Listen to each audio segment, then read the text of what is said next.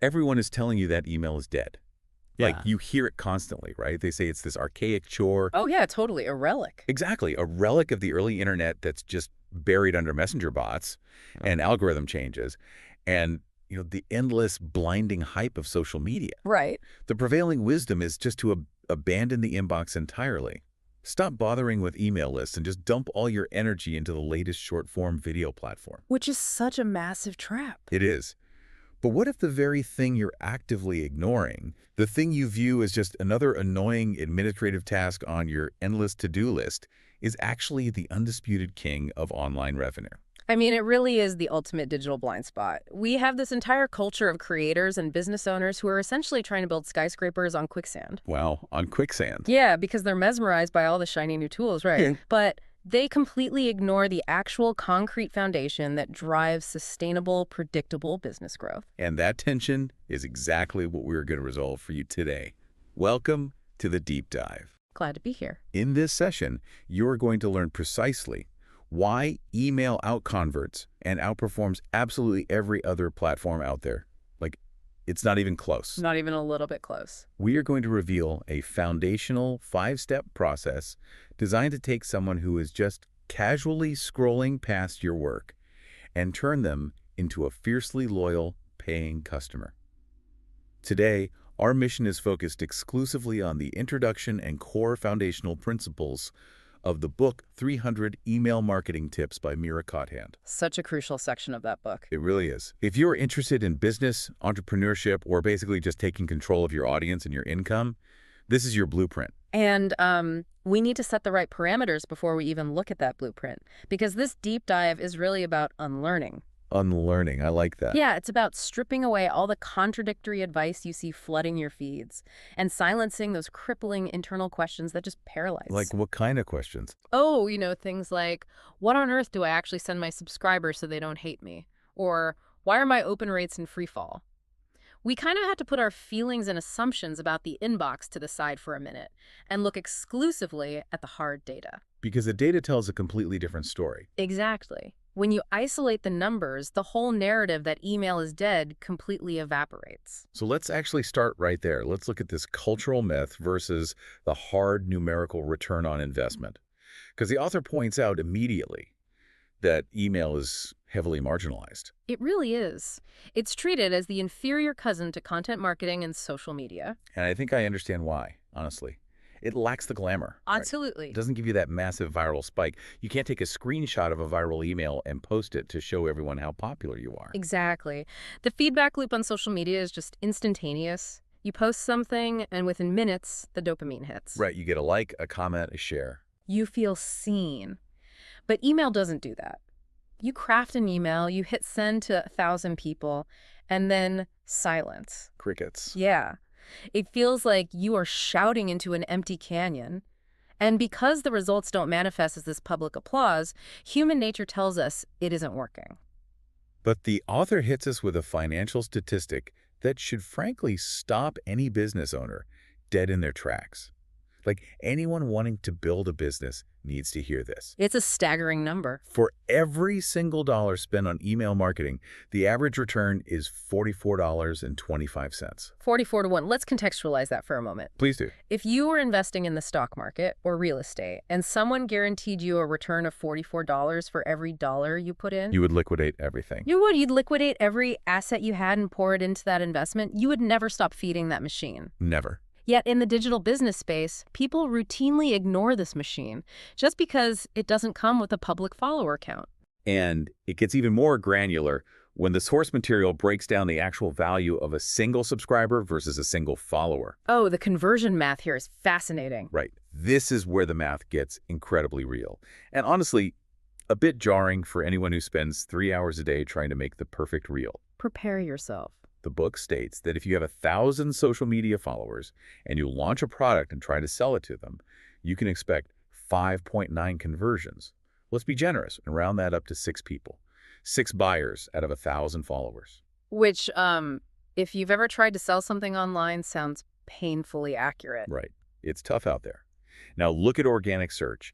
If you get 1,000 visitors who Googled a question and landed on your website, you can expect 24.9 conversions, Yeah, roughly 25 people. that's better. A bit more intent there. It is better. But if you have 1,000 email subscribers, you will yield 42.4 conversions, 42 people. That is a massive leap. It's huge. And just to hammer the point home, the Data and Marketing Association states that email has the highest conversion rate at 66% for marketing message-driven purchases. When you lay the numbers out side by side like that, it completely obliterates the whole vanity metric obsession. It really does. A social media follower is mathematically worth just a fraction of what an email subscriber is worth. You are comparing 6 sales to 42 sales for the exact same audience size. Okay, I hear the math, but I have to push back here. Let me play devil's advocate for the listener for a second. Go for it. Because $44 on a single dollar sounds like a theoretical utopia. But I am looking at my own behavior, and I'm looking at my own inbox right now, Yeah. and it is an absolute nightmare. Oh, I'm sure it is. We all have that inbox. It is a chaotic, cluttered mess of promotions, spam, and newsletters from companies I don't even remember ever interacting with. Most of the time, I am mass deleting things without even reading the subject line. Same here. So how does this beautiful, pristine, mathematical reality actually translate to the aggressive, crowded reality of the modern inbox? Like, how does that work? That is the exact right question to ask. And the answer lies entirely in the psychology of friction. Friction. Yes. Think about the mechanical action required to follow someone on a social platform. Okay. You are lying in bed, you're passively scrolling through a feed, an image catches your eye, and your thumb taps a button for a fraction of a second, and then you just keep scrolling. True, I do that a dozen times a night. Right, because it requires zero friction, zero commitment, and almost zero cognitive intent. You are just passively curating a stream of entertainment. It's just a casual nod. It's like walking past a store window and saying, "Oh, nice shirt," but you have absolutely no intention of ever walking inside the store. Precisely. The threshold for engagement is practically non-existent. But think about the mechanical and psychological action required to give a brand or a creator your email address. It's definitely harder.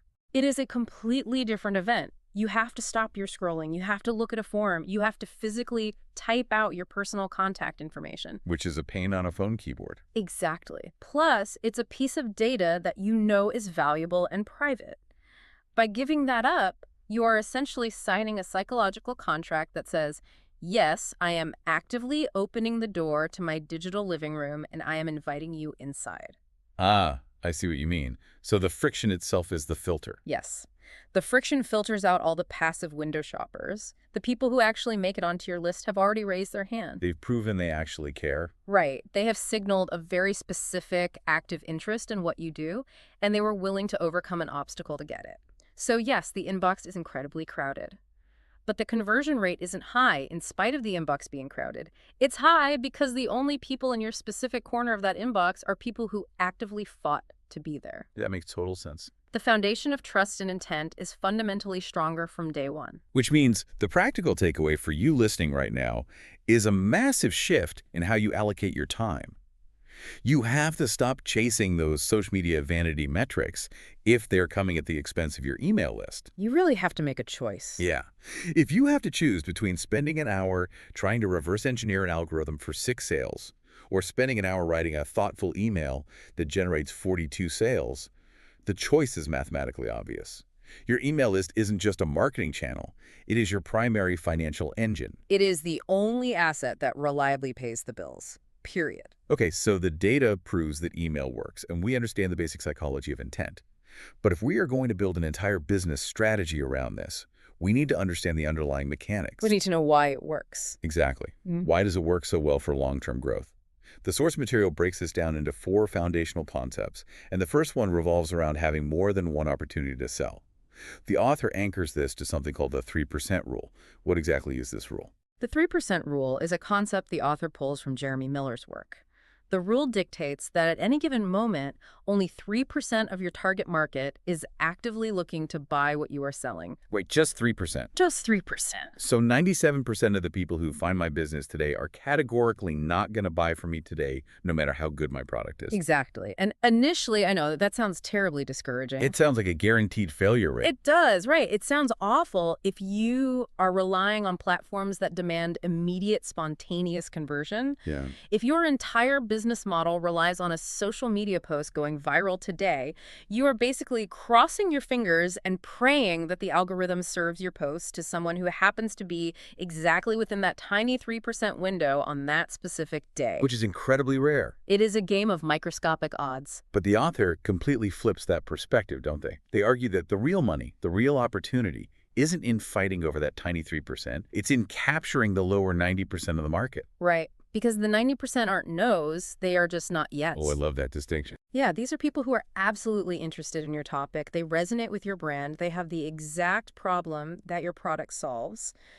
But for whatever reason, maybe it's budget constraints, maybe it's bad timing, maybe they are just too busy this week. They aren't ready to pull out their credit card today. Let me try to conceptualize this to make sure I'm following. Let's say I am a freelance graphic designer, and I sell premium $5,000 branding packages for small businesses. Okay, great example. A local bakery owner visits my website. They love my portfolio, but their busy season just started.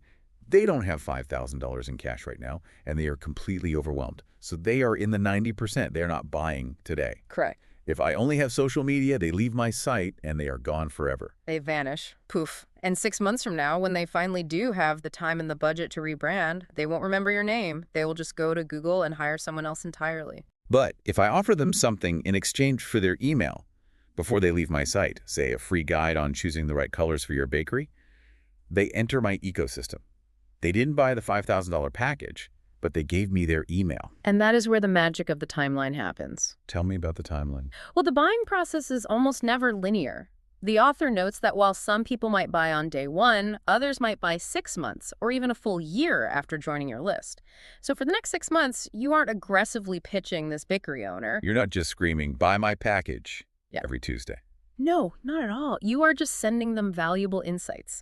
Maybe a case study on a rebrand you did for a coffee shop, or tips on how typography actually affects a customer's appetite. You are building a consistent, helpful relationship. So when that bakery owner finally shifts from the 90% into the active 3% buying phase, when they finally wake up and say, okay, it's time to rebrand, I am the only logical choice. Exactly. Because I haven't just been some static billboard. I've been a trusted advisor sitting in their inbox for half a year. You capture the mind share of the 90% without being sleazy or pushy. You simply stay in their orbit, providing real value, waiting for their timing to align with your offer. You get way more than one opportunity to make the sale. That makes incredible sense, and it relieves so much of the pressure to close a sale immediately. You don't have to panic if they don't buy on day one. Not at all. Now, that leads us directly into the second core concept the author brings up, which is arguably the most critical for survival in the modern digital age. You own your list. We really need to pause on this because it cannot be overstated. Let's emphasize it. When you spend years building a massive following on Facebook or Pinterest or Instagram, you are building a mansion on rented land. You do not own those followers. The platform owns them. This is a scenario I think about a lot, actually. The analogy I always use is that building your business entirely on social media is like renting a massive, beautiful, highly visible billboard in the middle of a busy city. I like that. It's fantastic for visibility while things are going well. But the city, which is the social media platform, owns the roads leading to your billboard. And they can change the zoning laws or redirect the traffic whenever they feel like it without asking your permission. And they do, constantly. Right. Suddenly, Facebook decides it wants to prioritize video instead of text. Or Instagram decides it wants to compete with TikTok, and the algorithm shifts. The road leading to your billboard is just closed off overnight. And suddenly your traffic is zero. Exactly. Nobody sees your content anymore unless you pay an exorbitant toll to the city in the form of paid ads. You have absolutely zero control over your own audience. It is a terrifying vulnerability for a business. I've seen businesses wipe out because of an algorithm change, It's so common. but an email is fundamentally bypasses that entire system. Hmm. You aren't renting a billboard. You have laid a direct, private fiber optic cable into your subscriber's living room. I love that image. No algorithm can suddenly decide to hide your email. No platform update can scramble your distribution. You have direct, unfiltered, one-to-one access to your audience. If you decide to move to a different email provider, you just export a spreadsheet and take your audience with you. You own the asset. The control is entirely in your hands. Which brings up the third concept, and I think this is where a lot of listeners might feel some cognitive dissonance. Okay, let's hear it. The author argues that email provides less competition and high attention. And again, my instinct is to scream, have you seen my inbox? The competition is insane. It is a paradox, for sure. And the author anticipates this exact objection. Yes, the physical space of the inbox has a lot of items in it, but you have to compare it to the alternative. Right, social media. Think about the lifespan and the environment of a social media post. A status update or a tweet is thrown into a hyperactive, visually overwhelming feed. It essentially disappears within minutes, buried under an avalanche of new content. It is designed to be ephemeral. It's a rushing river, and your post is just a leaf floating by. Exactly. But an email sits in the inbox. It waits. It is a static environment. It stays there until the user makes a conscious decision to deal with it, whether that's archiving it, deleting it, or opening it. You're forced to interact with it on some level. Right. And the statistics back up how hyper-focused people are on this environment. The author cites a Blue Hornet statistic revealing that 34% of American consumers check their email throughout the day, not just once in the morning, continuously. We are tethered to it. I mean, I check my email constantly. We all do. But that still leaves the problem of the cluttered inbox. If they are checking it constantly, they are seeing dozens of promotional emails. How do I make sure my email is the one they open rather than the one they mass delete? The author says it comes down to being associated with a positive emotion or genuine value. And this requires us to fundamentally redefine what value actually means in an email context. How so? We often fall into the trap of thinking value just means constantly giving away free commodities, the checklists, templates, discount codes. Right, the stuff everyone else is doing. But the author challenges this. True value in an inbox is being a voice of wisdom. It is challenging their perspective. It's pointing out limiting beliefs they didn't even know they had. It's making them feel seen and understood. So it's about the emotional reflex. If my name pops up in their inbox and their subconscious immediately associates my name with a feeling of curiosity or inspiration, or even just the comfort of a trusted voice, they're going to click open. Exactly. They aren't even looking at the subject line at that point. They're opening it because of who sent it. That's the secret. You are no longer competing with the spam or the massive corporate promotions from big box stores. You are operating on a completely different emotional frequency. You have transcended the clutter because you have established genuine trust. And that concept of trust leads us perfectly into the fourth and final foundational concept, the 6 stages of trust. The author outlines a very specific, non-negotiable journey that every single customer must take with a brand. It's a brilliant framework. They go from stranger to reader to subscriber to engaged subscriber to customer and finally to brand advocate. And the operative word there is journey. It is a deliberate sequential pathway. You cannot teleport someone from the beginning to the end. The biggest mistake businesses make, and we see this constantly, is trying to force a stranger to immediately become a customer. It's the equivalent of walking up to someone on the street, introducing yourself, and immediately asking them to marry you. It's aggressive, it's jarring, and it is universally repulsive to the consumer. If someone just discovers your work today, they are a stranger, period. If they read a blog post or watch a video, they are a reader. They have a tiny bit of awareness, but they definitely don't trust you yet. Email marketing is the crucial architectural bridge that connects these isolated islands. It is the mechanism that smoothly transitions the reader. Let's trace that transition so it's super clear. I'm a reader. I like your article. I give you my email, so now I am a subscriber. Yeah. But I'm still not ready to buy. Right. So the email list allows you to gently nurture them into an engaged subscriber. You send them that wisdom, that value we just talked about. Over time. Over time, they start opening your emails consistently. They start replying to you. The trust deepens. Only then, once that foundation of trust is rock solid, do you introduce a product.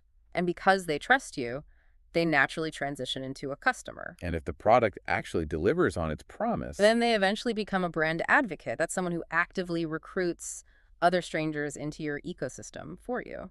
so the practical takeaway for the listener here is all about patience and structure. Stop trying to force instantaneous transactions. Don't demand that a stranger buy your premium product on day one. It never works. Use the email list to gently and systematically walk them through these 6 specific checkpoints. If you respect the sequence, the sales happen naturally as a byproduct of the trust you've built. Okay, so up to this point, we have definitively proved why email works. We understand the math, we understand the psychology of the 3% rule, we understand ownership, and we understand the stages of trust. We've covered the foundation. Right. Now, if you are listening to this, your immediate visceral instinct is probably to panic a little bit. You realize you need a list, and you want to grab as many email addresses as humanly possible as fast as you can. Of course, that's the reflex. You want a massive list. Yeah. Because we have been trained that bigger is always better. But the author introduces a concept that completely shatters that assumption, focusing on quality over quantity. This is a major paradigm shift, and it requires us to unlearn some very deep-seated bad habits. The author makes a very clear distinction. Email marketing is not just list building. That sounds counterintuitive. Right, but list building is merely the entry point. It's the gathering phase. But what good is a massive gathering if no one in the room actually cares about what you are saying? The author makes a profound mathematical point about this. They state that if less than 1% of your list is your ideal customer, meaning the people who actually have the potential and desire to do business with you, then having 10,000 subscribers is functionally useless. It's worse than useless. It's an active liability. Because you are paying your email service provider a monthly fee to host those 10,000 people. Oh, true. You pay for the size of your list. Exactly. You are literally paying money to speak to an empty room. And the proofs the author provides to back this up is staggering. The source material notes instances of seeing teeny tiny lists earning $4,000 a month in revenue. And then, side by side, seeing massive 5-figure lists of 16,000 subscribers earning that exact same amount. This happens all the time. 16,000 people versus a tiny fraction of that, generating the exact same income. The efficiency of the smaller, highly targeted list is astronomically higher. There was even an FAQ section in the book that highlights a creator named John Meese. This really blew my mind. He generated $10,000 in revenue in just 7 days with a list of only 250 subscribers. Let's just sit with that number for a second. 250 people. $10,000. It's wild. That completely shatters the illusion that volume is the only path to meaningful revenue. It proves that density of trust is vastly more important than the width of your audience. But this brings up a fascinating psychological barrier for the creator. Yeah. We are so deeply socially conditioned to want the highest number possible. Like, we want the plaque that says 10,000 followers. We want the badge of honor. It's an ego thing. How does a creator fundamentally rewire their brain to celebrate having 250 highly engaged people instead of stressing out and feeling like a failure because they don't have 25,000? It requires a deliberate visualization exercise to kind of reintroduce humanity to the digital numbers. What do you mean? When we look at a screen, a number like 250 feels tiny. It feels like a rounding error. But imagine walking into a physical room and standing on a stage. If there are 250 actual human beings sitting in chairs looking at you, waiting to hear what you have to say. What? Right. That is a packed comedy club. That is an incredibly intimidating, powerful, and large audience. That's a great way to frame it. If 250 people were in my living room, I would be terrified. Exactly. But on a screen, we dismiss it. You have to actively choose to serve the people who are actually sitting in the room, rather than obsessing over the empty seats outside. And there's a strategic advantage to having a smaller list when you are starting out, which the author calls the first 48 hours phenomenon. What is happening psychologically to a subscriber in those first 2 days? When someone first subscribes to your list, their excitement and their engagement with your brand are at their absolute mathematical peak. They just discovered you. You just solved a micro problem for them. They are paying attention. Highly attentive. If you have a small list, you can actually capitalize on that heightened excitement much more effectively. You can reply to their emails personally. You can foster a much tighter, intimate relationship. You can actually treat them like humans instead of data points. Precisely. You don't need thousands of people to build a sustainable, profitable business. You just need to focus intensely on turning those first few subscribers into your first 100 true fans. The true fans concept. Yeah, because those true fans are the people who will become the brand advocates we discussed in the 6 stages of trust. They are the ones who will share your content, defend your brand in the comments, and buy everything you put out. So the practical takeaway for you, the listener, is to radically and ruthlessly prune your obsession with list size. Stop logging into your dashboard and looking at the total subscriber count as your primary metric of success. It's a toxic habit. Focus entirely on the relationship, the trust, and the relevance you share with the people currently existing inside your ecosystem, even if it is literally just 10 people today. A list of 1,000 freebie hoarders who just wanted a quick PDF and have no intention of ever reading your emails again is a massive liability. It drains your finances and it drains your morale. Quality will always out-earn quantity in the inbox. All right, so we have exhaustively covered the why email works, the psychology of the subscriber, and the who we want on the list. Now we need to get extremely practical. We need to look at the exact how. Time for the mechanics. The author outlines a very strict, reliable 5-step activation process. This is the mechanism that takes someone from a complete stranger to a paying buyer. I think the best way to do this is to have you list the 5 steps first, and then we are going to invent a highly specific hypothetical business and trace a customer through every single step in agonizing detail so the listener can see exactly how the gears turn. That's a great approach. The steps are conceptually straightforward, but they require real precision and execution. Okay, what's step 1? Step 1 is traffic to an incentive, which is commonly called a lead magnet. This is a free resource you offer in exchange for the email. Step 2 is capture. This happens via a dedicated landing page or a highly optimized opt-in form. Got it. Step 3 is where it gets interesting. Presenting a one-time offer, also known as a tripwire. Step 4 is the welcome email. And finally, step 5 is the follow-up email sequence, which is a dedicated, automated series of emails priming the subscriber toward an ultimate end goal. Okay, let's unpack this vividly. Let's invent a digital creator. Let's say our listener is an expert in time management and productivity for remote workers. Perfect. Their ultimate goal, the thing that actually makes them money, is selling a comprehensive $100 digital course on mastering deep work.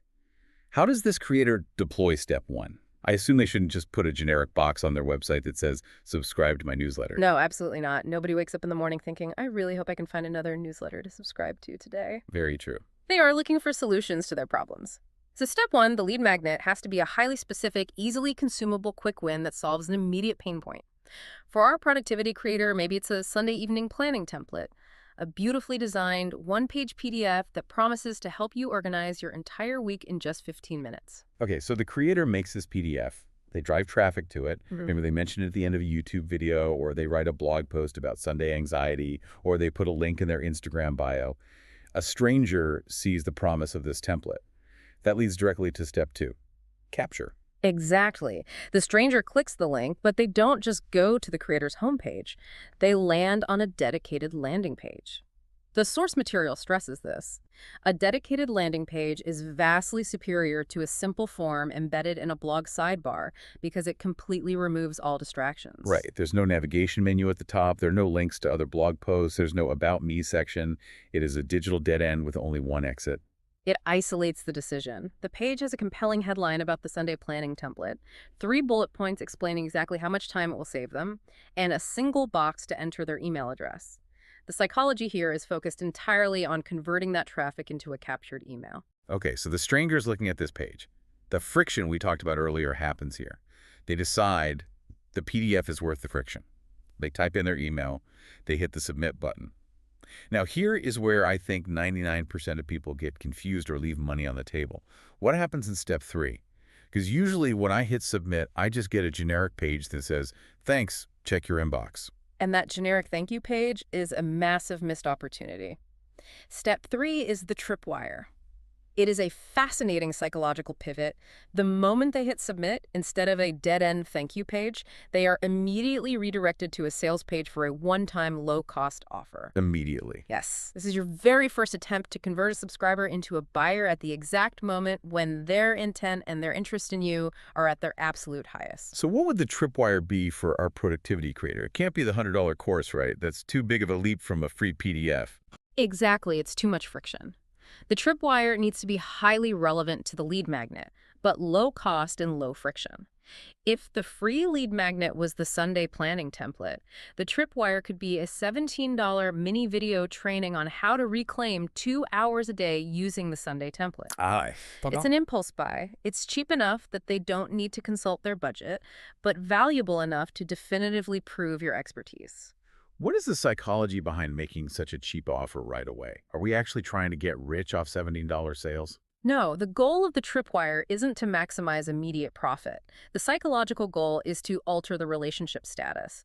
Once someone opens their wallet and pays you, even if it's just for $17, they cross a massive mental barrier. They change categories in their own brain. They do. They transition from a passive consumer of free content into a paying customer. The data shows that once someone buys from you once, they are exponentially more likely to buy a higher ticket item from you later.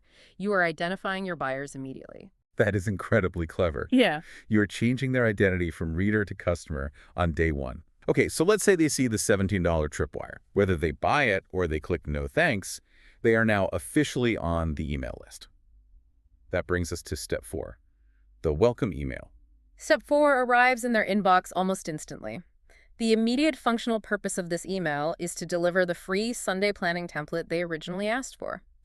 But strategically, a well-crafted welcome email does so much more. It sets the tone for the entire brand relationship. It's the first impression inside their digital living room. Yes, it introduces who you are, it establishes why you're uniquely qualified to help them with productivity, and most importantly, it opens a loop. An open loop. It teases what is coming next. You might say, tomorrow, I'm going to send you the #1 mistake remote workers make at 2:00 p.m. You are creating anticipation so they actually actively look for your name in their inbox the next day. Which perfectly kicks off step 5, the follow-up sequence. This is where the heavy lifting happens, right? This is the engine of the business. Over the next week, our creator doesn't just send random, disjointed updates about what they had for lunch. They send a meticulously crafted, automated sequence of, let's say, 5 to 7 emails. Let's map out that sequence. How does it progress? Email 1 might share a surprising productivity tip. Email 2 might tell a vulnerable story about how the creator used to suffer from terrible burnout. Email 3 dismantles a common false belief, like the idea that multitasking actually works. Each one builds on the last. Exactly. Every single email is designed to build trust, deepen the relationship, and highlight the gap between where the subscriber is now and where they want to be.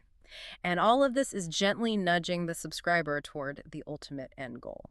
Which, in our hypothetical scenario, is pitching the $100 comprehensive course on deep work. By the time that pitch arrives in email 6 or 7, it doesn't feel aggressive. It feels like the natural, logical next step in the conversation you've been having all week. Exactly. It's a cohesive, logical progression. The practical takeaway here is deeply empowering. You do not need complicated, bleeding-edge technology to run a highly profitable online business. You don't need expensive AI chatbots, you don't need massive advertising budgets, and you don't need to post 6 times a day on social media. You just need the sequence. You just need these 5 reliable steps: traffic, capture, tripwire, welcome, sequence working in harmony. It really is the foundational architecture. And I want the listener to notice something very specific here. We just spent a significant amount of time detailing an entire automated sales process without using the internet marketing world's absolute favorite buzzword until right now. Which brings us to the next core concept, demystifying the funnel. Oh, the dreaded overcomplicated funnel. It is everywhere. If you spend 5 minutes in any business or marketing space online, someone is yelling at you about funnels. You need a funnel. Your funnel is broken. Buy my $2,000 masterclass on building a 7-figure funnel. It causes so much anxiety. According to the source material, what actually is a funnel? The author does a brilliant job of stripping away all the mystique and the jargon. A funnel is not a tangible, magical software bullet. It is not some complex algorithm you have to buy. It is simply the journey a subscriber takes toward an end goal. That's it. It's just a pathway. So whether you are running a complex evergreen webinar or you are pitching a simple $10 ebook, or you are offering a free 5-part video series, they are all just funnels. Yes, because they all fundamentally require the exact same architecture we just discussed. An entry point, a capture method, and an email sequence that leads to an offer. So have marketers basically just weaponized the word funnel to sell expensive consulting and software, when really it's just the 5-step pathway we just outlined? In many ways, yes. The industry has turned a simple concept into a boogeyman. Business owners get overwhelmed, their sales dip, and they throw their hands up and say, well, my business is failing because I don't have a funnel, as if they are missing a magical engine part. When really they just have a leak in their pathway. Exactly, but the author provides a really brilliant diagnostic breakdown that changes how you view this. By viewing the funnel simply as a pathway with distinct, isolated steps, you can pinpoint exactly where the problem is occurring, rather than blaming some mystical missing element. I love this diagnostic approach. Let's actually role play these diagnostics because they are so practical for the listener to apply to their own business today. I'll play the frustrated creator, and you play the diagnostician. I am ready. Complaint number 1. Yeah. I have 30,000 page views on my blog every single month, but last month I only got 42 new email subscribers. My funnel is completely broken. Okay, so the diagnosis here is that you do not have a funnel failure in the grand sense. You have a highly specific step 2 capture failure. Because I have the traffic. You clearly have the traffic, people are finding you, but your opt-in forms are either invisible on the page, they are unappealing, or the free lead magnet you are offering in step 1 isn't actually solving a burning pain point for your specific audience. You don't need to buy a new software suite or learn a new marketing tactic. You just need to fix the landing page and make a better free offer. Okay, that makes it so much less overwhelming. Let's try complaint number 2. I have an email list. I have incredibly high engagement, my open rates are great, and people reply to me all the time saying they absolutely love my free content. But I have 0 sales. Nobody is buying my product. This is a classic step 5 sequence failure, and it usually means you have fallen into the value trap we discussed earlier. What does that mean in practice? It means you are offering too much free how-to information without ever asking for a micro-commitment or nudging the subscriber toward a sale. Your email sequence is likely just a series of tips, but it isn't systematically removing their objections, and it isn't highlighting the gap that your paid product fills. Just playing it too safe. Right. You have positioned yourself as a fantastic free library, but you haven't positioned yourself as a business. You need to adjust the narrative in the sequence to introduce the pitch naturally. Ouch. That one hits hard because so many creators are terrified of selling, so they just give everything away for free and wonder why they are broke. Okay, final complaint. Complaint number 3. My 5-step sequence is completely set up. The emails are firing automatically, but when it gets to the end and makes the pitch, I am getting 0 sales. This usually points to a fundamental alignment failure between the beginning and the end of the pathway. The people you attracted with your lead magnet in step 1 do not actually want or need the product you are selling at the end of step 5. Can you give me an example of how that disconnect happens? Let's say your lead magnet was a checklist called How to Save $50 on Your Weekly Groceries.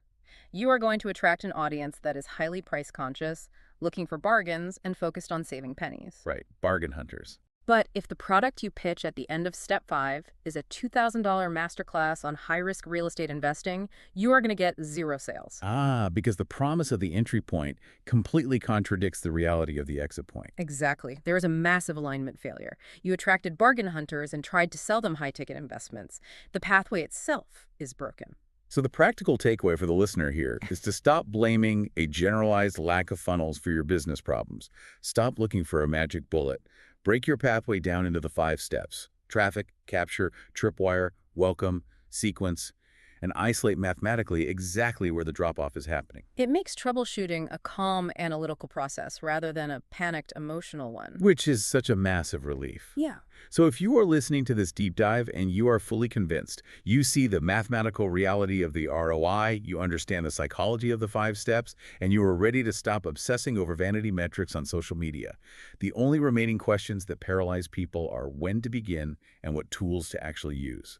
The when is the easiest and most confrontational question to answer. You start immediately, today. But what if my website isn't done? What if I don't even have a product to sell yet? It doesn't matter. The author is adamant about this. Even if your website is just a blank domain, even if your product is 6 months away from being finished, you can create a single, standalone landing page with a simple lead magnet like a PDF and start capturing intent today. We have to address the psychological barrier here, though, because I remember looking at my very first email dashboard years ago, set it all up, and the subscriber count was a giant glaring 0. It feels deeply embarrassing. It feels like you were throwing a party and nobody showed up. It is incredibly vulnerable to start at 0, but here's the universal truth. Every single creator, every multi-million-dollar business started at 0. There is no biological or technological cheat code to bypass 0. You just have to sit in it for a minute. Yes. The author emphasizes that you build momentum by starting before you feel ready. If you wait for the perfect website design, the perfect logo, and the perfect product suite to be completely finished before you start collecting emails, you will be waiting forever. And worse, you will have wasted months of capturing potential subscribers who could have been your first buyers when the product finally launches. So start before you're ready. What about the tools? Because this is another area where people freeze up. They spend 4 weeks researching the perfect software stack and never actually launch anything. The source material is very clear here, and it offers a warning about trying to do this entirely for free. You cannot rely on free tools if they do not have the capacity to scale with your business and execute those 5 steps. The author specifically mentions choosing a robust email service provider. They used ConvertKit even when they were making absolute $0 because it had the robust automation features necessary to actually build and trigger those 5-step follow-up sequences. Right, because if your free tool can't automatically send email 2 a day after email 1, the whole system collapses. Exactly. You also need a dedicated lead capture system. The author mentions tools like Thrive Landing Pages or Thrive Leads. You need these to easily create those high-converting, distraction-free entry points we talked about in step 2. So the practical takeaway here is adopting an investment mindset. Don't wait. Set up your capture tool today. Pick a scalable, professional email provider, even if it costs you $20 or $30 a month, and start capturing intent immediately. Think of it as renting the physical storefront for your business. You wouldn't invite customers to a grand opening of a store that had no cash register, no shelves, and no front door just because you were trying to save money on rent. You invest in the basic, foundational infrastructure so you actually have the capacity to conduct business when someone walks in. That makes perfect sense. Okay, let's tie this all together into a synthesis of everything we've unpacked today. We started by looking at the tension, this culturally dominant idea that email is a dead, archaic chore and that social media is the only thing that matters. But the hard data, the 44-guard ROI, completely proves that narrative false. Email is not the inferior cousin to content marketing. It is a highly mathematical, deeply psychological ecosystem that you completely own and control. It is the only platform where you dictate the distribution, you bypass the algorithms, and you forge a direct relationship with your audience. And by shifting your mindset away from those superficial vanity metrics and dropping the obsession with having a giant, useless list size, you can focus on what actually matters, which is the quality of the trust you are building. Which is achieved by relying on the 5-step activation process: traffic, capture, tripwire, welcome, sequence. By deploying this specific architecture, you can reliably capture and nurture the 90% of your audience that isn't ready to buy from you today, but will absolutely be ready to buy tomorrow. You aren't just sending emails into the void, you are building a predictable, sustainable revenue engine. I want to leave you, the listener, with a final challenge to ponder as you look at your own inbox today. Think about the last email you opened from a brand or a creator that actually made you smile, or made you think differently, or made you hit reply. What invisible thread did they weave to earn that level of trust with you? And more importantly, how can you replicate that exact feeling, that exact emotional resonance for your own future subscribers? That is a powerful question to reflect on. You've got the foundation now. You understand the math, the psychology, and the architectural blueprint. But how do you make sure your emails aren't just seen, but deeply felt? Next time, we're diving into section 1 of the material, where we will unpack exactly how to brand your email list so your name triggers an instant must-open reflex in your readers' minds. You won't want to miss it. So, think about the physical sensation you get right before you hit send on a major email campaign to your list. Oh, that slight, knot in your stomach. Right. You've probably spent hours on this one piece of communication. You've agonized over the phrasing, you've optimized the layout. And spent an irrational amount of time A/B testing the subject line. Exactly. You're sitting there debating whether adding, like, a pointing finger emoji increases the open rate, or if the word free triggers a spam filter. We've all been there. You click send. Then you just sit there, refreshing the analytics dashboard, watching a pretty disappointing, say, 18% open rate slowly trickle in. Hmm. And your immediate reaction is usually to treat it like a medical issue. Like looking for a broken bone on an X-ray. Yeah, you think, my subject line must not have been clever enough, or, I sent it at 9 instead of 10:30. Well, it's incredibly common to hyperfixate on those microscopic mechanical levers. I mean, digital marketing platforms train us to look at those metrics because they're easy to graph. Right, they give you the pie chart. Exactly. They give us a dashboard for open rates, click-through rates, bounce rates. So we just assume those granular data points are the actual battlefield. But the source material we are examining today presents a statistic that completely shatters that assumption. It really does. It's staggering. The data shows that 64% of people decide to open an email based entirely on who it is from. Wow. Yeah. And only 47% open an email based on the subject line. Which is wild when you think about where we spend our time. Exactly. And that statistic is the entire crux of our deep dive today. If 64% of the decision-making process is dictated by the sender name, Then the vast majority of creators and businesses are fighting the inbox battle with entirely the wrong weapon. right, you are stressing over 14 characters of preview text, trying to be a master copywriter, while your audience is actually making a rapid subconscious judgment based on the brand equity attached to your name. And we really need to unpack that disparity. I mean, 64% versus 47%. It reveals a profound psychological truth about modern digital behavior. How so? Well, the inbox is a high-stress environment now. It is no longer the novelty it was in, say, 1999 when getting an email was exciting. Oh, the you've got mail days. Right. Today, the inbox is basically a to-do list created for you by other people. That is such a painful, accurate way to put it. Yeah. When you open your email app, you're experiencing cognitive overload. You have 90 new messages. You are not rationally evaluating the literary merit of 90 different subject lines. You're just scanning. Exactly. You're scanning for familiar patterns, looking for literally any excuse to delete in bulk. So I want to focus on that phrase you used earlier, brand equity attached to your name. That is the true mission of our deep dive today. We're going to deconstruct how you inject brand into an email list. And we should be clear right up front about what we mean by brand here. Yes, absolutely. This has absolutely nothing to do with uploading a high-resolution logo or picking a sleek hex color palette or designing some beautiful header image. None of that matters in this context. We are talking about brand as a psychological asset.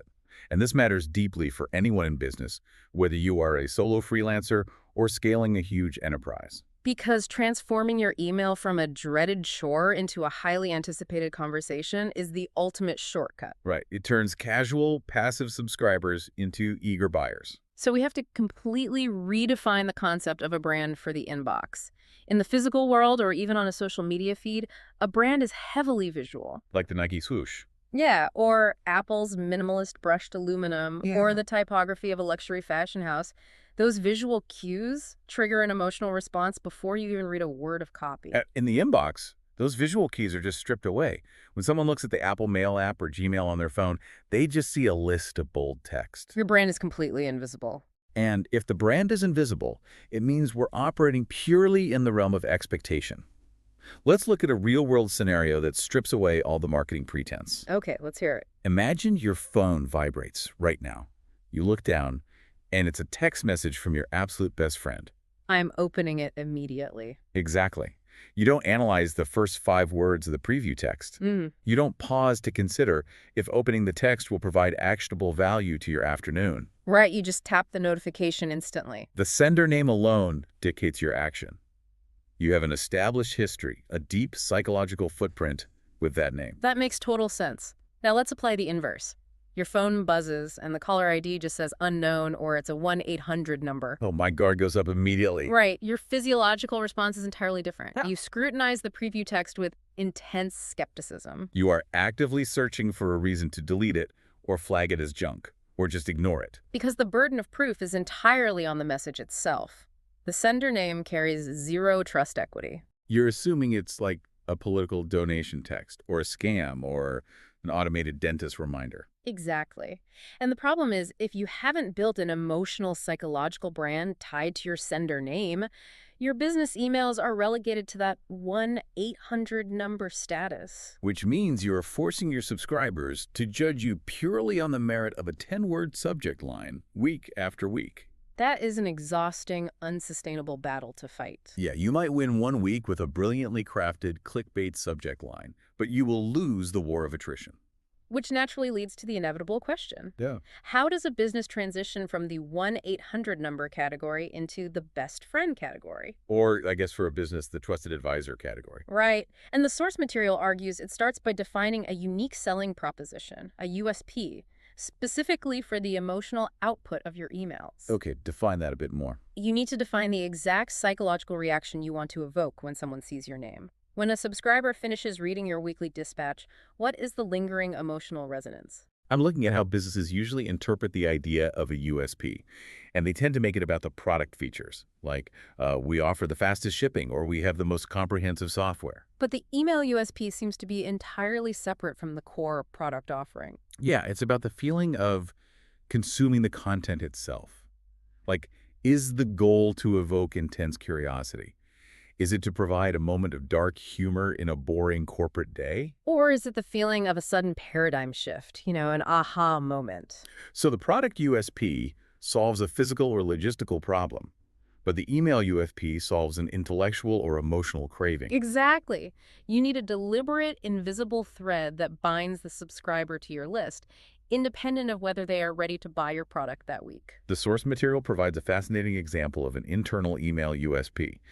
The author states that 70% of their writing goes directly to their list, and that readers are bound to get light bulb and aha moments. Okay, but my initial reaction to that kind of phrasing is that it feels a bit, I don't know, contrived if you were to just slap it on a landing page. Oh, for sure. I would be highly skeptical of an opt-in page that literally promised me light bulb moments. It feels like you're telling the audience how to feel rather than making them feel it. Yeah, but I would argue that you don't necessarily plaster that exact phrasing on the public-facing opt-in page. The strength of that USP is internal. Like a filter for the writer. Exactly. It acts as a strict editorial filter for you, the creator. If your defined email USP is to generate aha moments, you now have a benchmark to measure every single draft against. Ah, I see. So you finish writing an email on a Wednesday afternoon, Yeah. you read it back, and you ask yourself, does this actually shift to perspective, or is this just a mundane list of updates? Right, and if it doesn't meet the criteria of the USP, you just don't send it. That internal filter mechanism is crucial because it protects that 64% sender name trust metric. It really does. Because if your established brand is, say, simplifying complex tech jargon into entertaining stories, and one week you get lazy and just send a dry, bulleted list of software patch notes. You haven't just sent a boring email. You have actively damaged the psychological expectation tied to your name. Right. The next time they see your name, the dopamine hit of anticipation is slightly weaker.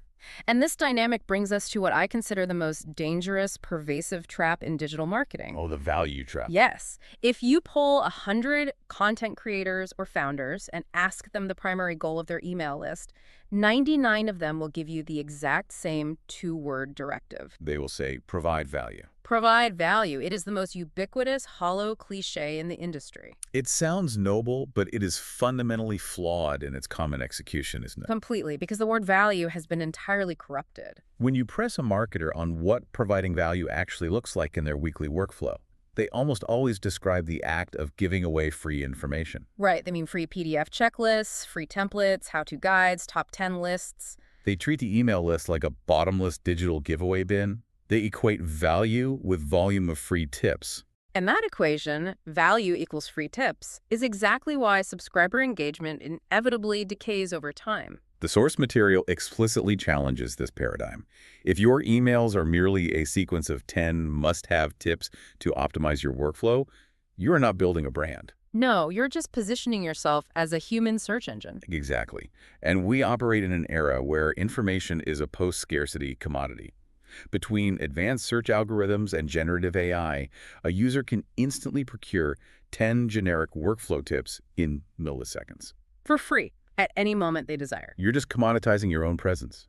If I subscribe to your list and every Tuesday you send me a neat little list of productivity hacks, I am training my brain to view you as a utility. You'll just scrape the email for a quick dopamine hit of feeling productive, grab the freebie, and instantly forget about the sender. There's no emotional resonance. I am not bonding with the sender name. I am just extracting the data. The alternative presented by the text is to shift away from being a dispenser of information and step into the role of the voice of wisdom. Information is cheap. Wisdom is incredibly rare. The voice of wisdom doesn't spoon-feed tactics. It does the heavy psychological lifting for the audience. So it identifies industry myths, tears down limiting beliefs, and actively works to convince the subscriber of a specific, differentiated worldview. Let's ground this in a highly specific case study because the gulf between spoon-feeding and shifting perspective is vast. Okay, let's look at the financial coaching industry. Perfect example. The classic spoon-feeding approach, which falls right into the value trap, would be sending an email campaign titled 5 Easy Tips to Save Money at the Grocery Store. And the email tells the reader to clip digital coupons, buy bulk staples, and avoid shopping when hungry. Now, is that technically helpful? Sure, it might save someone $12. But does it build a brand? Absolutely not. It is entirely forgettable. It's forgettable because it operates at the surface level of the symptom. It assumes the reader's core problem is a lack of coupon strategy. Right. Now let's take that same financial coach, but this time they're operating as a voice of wisdom. What do they send instead? Instead of grocery hacks, they send an essay that attacks the reader's fundamental mindset. They might write an email arguing that the entire concept of saving your way to wealth is a mathematically flawed myth designed to keep people trapped in a scarcity mindset. Oh, wow. That's a strong hook. They can argue that obsessing over cutting out a daily $4 coffee actively depletes the cognitive energy required for the much more vital task of increasing their earning potential. See, that completely flips the script. The second email doesn't give me a printable checklist. Yeah. Doesn't give me immediate, frictionless gratification. Instead, it challenges a belief you hold. It might even make me a little defensive at first, but by the end of it, if the argument is sound, it delivers a massive aha moment. It forces you to reevaluate how you allocate your mental energy toward your finances. It provides transformation, not just information. And the long-term compounding effect on that 64% open rate metric is profound. Exactly. The next time that financial coach's name appears in the inbox, the subscriber isn't thinking, oh, maybe there's a coupon in here. They're thinking, this person makes me think differently. This person understands the larger game being played. The open is driven by a deep respect for the sender's perspective. But I would argue that writing the second email is exponentially more difficult. A listicle of grocery tips takes 20 minutes to research and write. Shifting a paradigm requires you to actually have a cohesive philosophy. It requires you to take a stand, risk being wrong, and synthesize complex ideas. It's much harder work, but it's the only work that protects you from being replaced by an AI summarizing blog posts. It requires immense courage.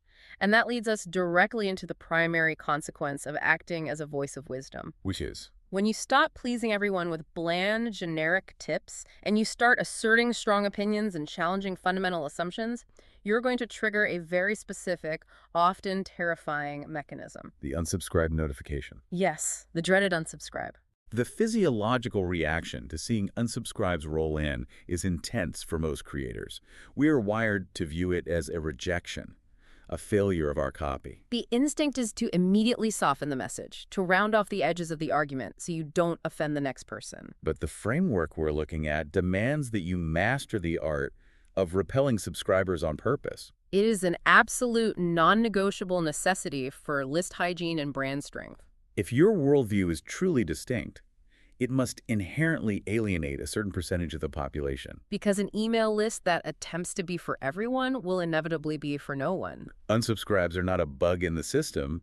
They are a feature of a highly functioning, well-calibrated brand. They're the natural byproduct of your messaging acting as a filter, clearing out the low-intent cohorts who are never going to align with your core products anyway. I love the visual of a magnet for this. Oh, the magnet analogy is perfect here. If your goal is to build an incredibly powerful magnet, one that pulls your ideal, high lifetime value customers toward your brand with undeniable force, you cannot cheat the laws of physics. Right. That exact same magnet, by its very nature, must repel objects that are facing the opposite polarity. The stronger the gravitational pull on your true audience, the more violently you will repel the mismatched audience. And retaining that mismatched audience is actively detrimental to your business. Even just from a purely operational standpoint, right? Major email service providers charge based on subscriber volume. Keeping thousands of passive, misaligned readers on your list artificially inflates your overhead costs. But more importantly, it destroys your deliverability metrics. Yes. If a large segment of your list consistently ignores your emails because your softened message doesn't resonate deeply with them, algorithms like Gmail spam filters notice that lack of engagement. And they will start routing your emails to the promotions tab or the spam folder for everyone, including your most loyal readers. So intentionally triggering unsubscribes isn't just an exercise in ego, it's a technical defense mechanism for your infrastructure. But how do we engineer this practically?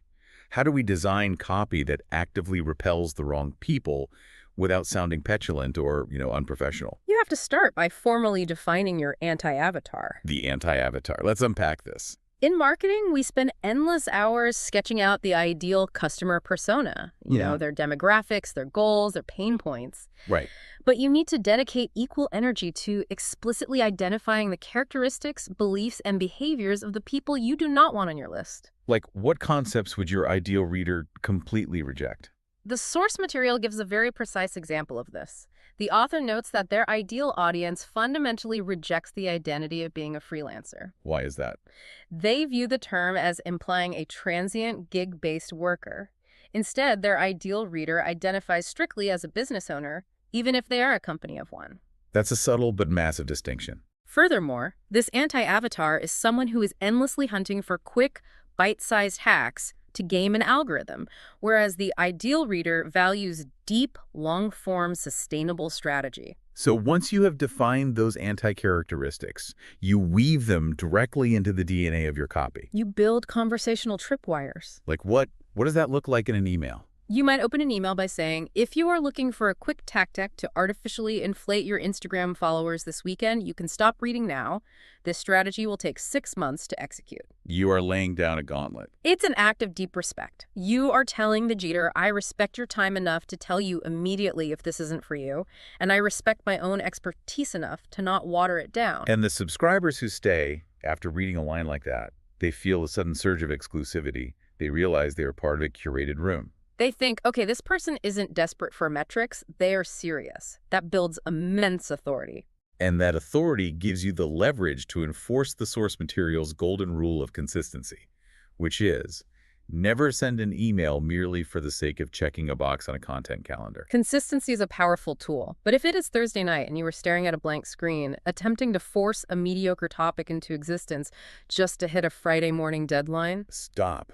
Do not send it. it feels counterintuitive to everything we are taught about the algorithmic gods demanding constant feeding. Right. But the algorithmic gods do not govern the inbox. The inbox is governed by human trust. If you send a watered-down, hollow email just to maintain a streak, you are teaching your audience that not everything you send is vital. You are training them to skip your emails. If you do not have a compelling perspective, a strong call to action, or a genuine insight to share, silence is infinitely better than mediocrity. Skipping a win preserves your brand equity. Sending a bad email actively drains it. Okay, let's pivot slightly.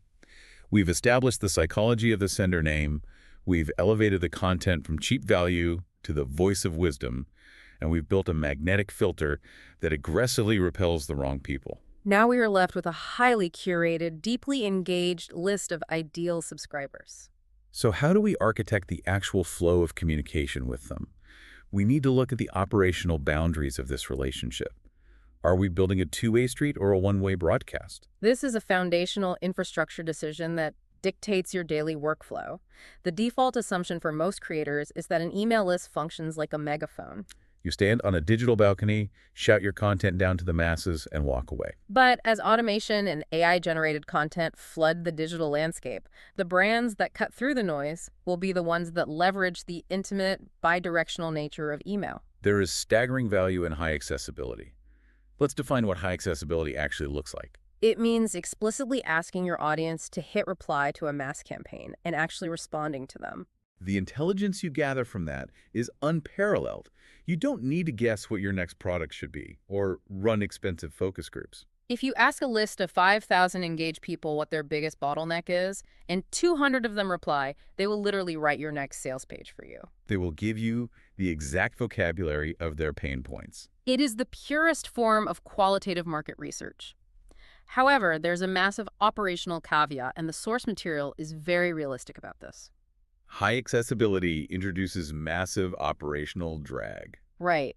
If you condition your list to expect a personalized response from the founder every time they hit reply, you are essentially turning your marketing channel into a high-touch customer support desk. That scales very poorly.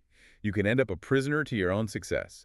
If you run a campaign and get 400 replies, and you feel obligated to respond to each one thoughtfully, your entire week is gone. Exactly why the text emphasizes that it is perfectly valid and often necessary if high accessibility is not part of your brand strategy. You do not have to be an open book to be successful. The critical failure doesn't come from being inaccessible. It comes from misaligned expectations. The bespoke consultancy versus the global retail store is the perfect analogy for this. Think about a high-end boutique consulting firm. The managing partner likely answers their own emails. They know their clients' families. That extreme high-touch access is the product itself. It's why they charge a premium. Now look at a massive, efficient retailer like Amazon or Target. When you walk into a Target, you do not expect the CEO to be running the cash register. You expect a dedicated customer service desk and a highly systemized return process. Both models are wildly profitable. Both models have loyal customers. The friction only occurs when you cross the wires. So if a business markets itself as an intimate, founder-led consultancy, but then the client receives automated replies from a do-not-reply address, the brand promise is broken. The client feels bait and switched. Conversely, if you are running a high-volume, low-margin digital product business, but you try to promise one-on-one email access to every buyer, the founder will burn out in a matter of weeks. So the practical takeaway for you, the listener, is to intentionally design the feedback loop. If you want a two-way street, you have to engineer the interaction so it doesn't overwhelm you. Don't just put a lazy, let me know your thoughts at the bottom of an email. That invites sprawling, unfocused essays. Constrain the prompt. Ask a hyper-specific question in the postscript. Hit reply and tell me the single biggest obstacle keeping you from launching your podcast this month. One sentence only. Constraining the prompt makes it easier for the subscriber to take action and infinitely easier for you to process the data. Now, if you are operating on the retail model, if you absolutely do not want to be managing a flooded inbox, you must explicitly build that boundary into your onboarding sequence. Use the first welcome email to state the policy. Tell them, I read every single reply because your feedback shapes this brand, but due to the volume of my inbox, I physically cannot respond to individual questions. Then you construct a bridge. If you have a specific technical issue, please visit our robust FAQ page or contact the support desk at this link. That is incredibly liberating. You are communicating the boundary clearly, which prevents resentment. As long as the subscriber knows the rules of engagement up front, they will respect the container you've built. With the psychological foundation, the value proposition, the filters, and the boundaries firmly established, we can finally move into the tactical execution. We need to examine the mechanics of the brand. This involves the scope of your content, the formats you deploy, and a critical revelation regarding the visual presentation of the emails themselves. Let's start with the scope, because we need to formally declare the death of the traditional newsletter. Oh, the very word makes me want to archive the email. When people hear newsletter, they envision a stale, predictable format. A generic intro, 3 curated links to articles they won't read, a minor update about the company, and maybe a photo of the founder's dog. It's a formula that breeds extreme habituation, and habituation is the enemy of open rates. If the brain knows exactly what the structure of the email will be before it even opens it, the anticipation drops to 0. The dopamine response flatlines. To combat this, the source material unpacks a massive arsenal of 12 distinct email formats. Deploying a rotation of these formats ensures the list never falls into a predictable rhythm. 12 formats. This is where we really need to dig deep, because this essentially gives a creator a year's worth of dynamic content strategy. Let's really analyze the mechanics of these, not just list them. Let's start with the first one, the common FAQs email. The common FAQs format is brilliant because it addresses friction proactively. Instead of waiting for a prospect to reach out with a hesitation, You aggregate the top 3 questions you consistently get about your methodology or your product, and you turn them into a narrative. You aren't just pasting a Q&A page. You are framing it as, a lot of you have been struggling with X, and here is why that happens. It positions you as an observant leader who anticipates their needs. Then we have the affiliate case study. This is a masterclass in monetization that doesn't feel gross. Because most people execute affiliate marketing by just blasting a link. Hey, use this software, it's 20% off. That burns trust instantly. The case study format flips it. You write a detailed, transparent narrative about a specific problem your business faced. You explain how you researched solutions, why you chose tool X, the exact metrics of how it improved your workflow, and, crucially, what you don't like about it. Only at the very end do you drop the affiliate link. By highlighting a minor flaw or limitation in the tool, you trigger the psychological principle of the honest drawback.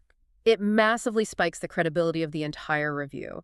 The reader thinks, well, if they're willing to tell me the reporting dashboard is a bit clunky, I can trust their claim that the core features are excellent. Next is the teaser email. This is about leveraging the Zeigarnik effect, the psychological reality that humans remember uncompleted tasks or interrupted stories far better than completed ones. You send a short, punchy email that tells the first half of a compelling story or sets up a massive problem, and right at the climax, you direct them to click a link to read the full cornerstone essay on your blog or watch the video on your channel. You are engineering an information gap that forces a click. Format 4 is the behind-the-scenes email. This is an exercise in vulnerability marketing. The internet is saturated with polished, perfectly curated success stories. When you send an email showing the messy reality of your process, maybe a screenshot of a chaotic whiteboard, a story about a launch that completely failed, Or just the logistics of how you organize your day, you humanize the brand. you trigger the pratfall effect, where highly competent figures become vastly more likable and relatable when they display a minor flaw or pull back the curtain. That ties beautifully into the 5th format, the personal story. This relies on narrative transportation theory. Humans do not connect with bullet points. They connect with narrative arcs. If you can share a story of a past struggle that mirrors the exact struggle your anti-avatar is going through right now and detail your path to overcoming it, you forge an intense, empathetic bond. They stop seeing you as a marketer and start seeing you as a mentor who has walked the path. Format 6 is highly technical but incredibly powerful. The one-click survey. You send an extremely brief email, maybe 3 sentences. You ask a single question, such as, what best describes your current business stage? Below it, you provide 3 clickable links as the answers. The genius here is the back-end infrastructure. You map those links in your email service provider so that clicking one automatically applies a tag to the subscriber's profile. You are seamlessly segmenting your list based on micro-commitments without forcing them to fill out a cumbersome form. So next time you launch a product designed for beginners, you only email the segment that click the beginner link. You protect the inboxes of your advanced users. It's brilliant. Number 7 is the myth-breaking email, which we explored deeply earlier. This is the cornerstone of the voice of wisdom strategy. You target a widely held but incorrect industry assumption and systematically dismantle it. It leverages cognitive dissonance to create a memorable aha moment. Format 8 is the tools and resources collection. In an age of information overload, curation is a premium service. You aren't just listing links. You are acting as a highly trusted filter. You tell them, I tested 14 different microphone setups this year, and these are the only 2 worth your money. You save them hours of research fatigue. Number 9 is the start here email. This is vital for list longevity. When a new subscriber joins, they are stepping into the middle of a movie. You've been sending emails for years, and they lack the context of your core philosophies. A start here email curates your greatest hits. It gives them a syllabus to catch up on your foundational concepts so they understand the vocabulary you use in future emails. Format 10 is the deep survey email. Unlike the one-click survey, this is designed for qualitative data. You ask open-ended questions to gather the exact language and emotional state of your audience. Format 11, the post-purchase welcome, is perhaps the most neglected email in commerce. The moment someone buys a product, they experience a spike of dopamine followed immediately by a trough of buyer's remorse. A highly curated, reassuring, and clear post-purchase email mitigates that remorse and sets the stage for a successful onboarding, drastically reducing refund rates. And finally, Format 12, the unexpected incentive. This leans heavily on the principle of reciprocity. You send a totally unannounced, highly valuable resource like a cheat sheet, a custom template, a hidden video, and you ask for absolutely nothing in return. No pitch, no call to action. The sheer surprise of receiving unprompted value creates a profound psychological debt. The next time you do ask for a sale, they are significantly more primed to say yes. When you look at that spectrum of 12 formats, you realize that an email list is an incredibly dynamic canvas. By constantly rotating these structures, you ensure that the subscriber never quite knows what flavor of insight they're going to get when they see your name. You maintain a state of continuous anticipation. But here is where we hit the most counterintuitive, massive revelation in the entire source text. We have all these brilliant formats, but how should they physically look on the screen? We are visually driven creatures. We spend hours scrolling highly stylized Instagram feeds and beautifully designed websites. The natural assumption is that your email should look like glossy magazines. But the data proves the exact opposite. It is a stunning reversal of marketing intuition. The material we're looking at, backed by extensive industry data, reveals that plain text emails completely stripped of heavy HTML templates, massive background colors, elaborate sidebars, and intricate image grids, consistently generate significantly higher open rates and engagement metrics than heavily designed templates. I want to really emphasize this because it goes against everything a branding agency will tell you. Why does a boring, white background, plain text email defeat a beautiful, custom-coded template? We have to analyze this from three distinct angles: technical renderability, algorithmic deliverability, and human psychology. Let's start with the technical reality of renderability. Email coding is essentially the Wild West of the internet. Unlike web browsers, which have somewhat standardized how they read HTML, email clients are a fractured mess.